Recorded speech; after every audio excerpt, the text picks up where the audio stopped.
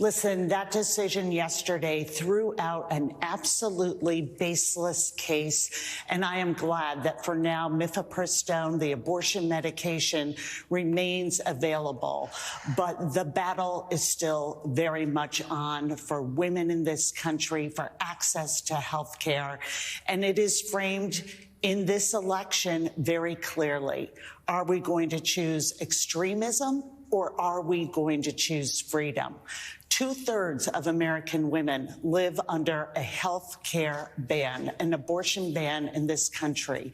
And we have seen the cruelty, the devastation, the injury that has happened as a result. And to have Donald Trump in town yesterday, while they're serving him cake, the American people are under attack by his policies. He is the architect of a national abortion ban. He is the architect of overturning Roe v. Wade. And to see them kissing the ring, wishing him all the best, while American women are literally fighting for their lives to get the health care they need.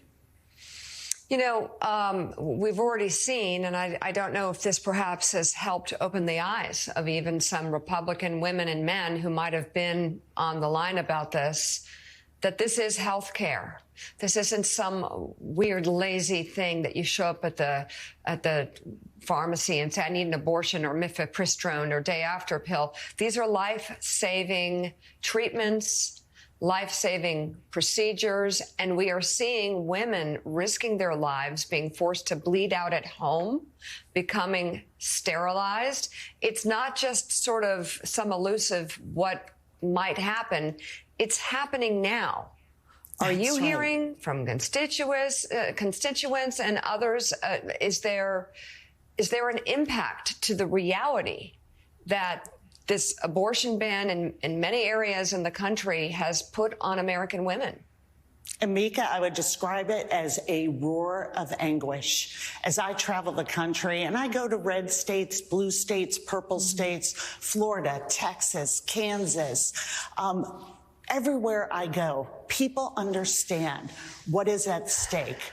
When Donald Trump wants to come into your bedroom, come into your doctor's office, and make a decision for your family on if, when, and now how you are going to have children. The American people understand this level of government intrusion into their lives. And however they feel about abortion, they want to make that decision. Women want to make it with their family, in consultation with their doctor, in accordance with their faith.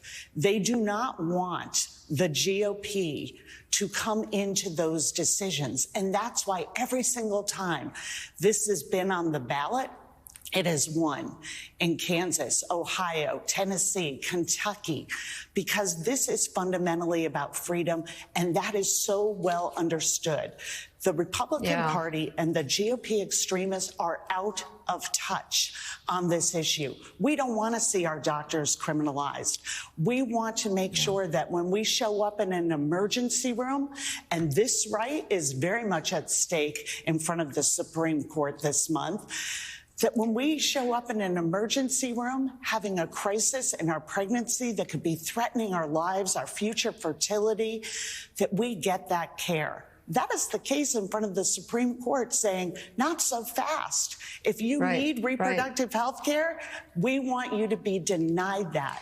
And just today, in our defense bill, we have the House GOP saying we're going to take a bill for our security, for the readiness of our troops, and destroy it in order to control women and deny our veterans and active military members health care.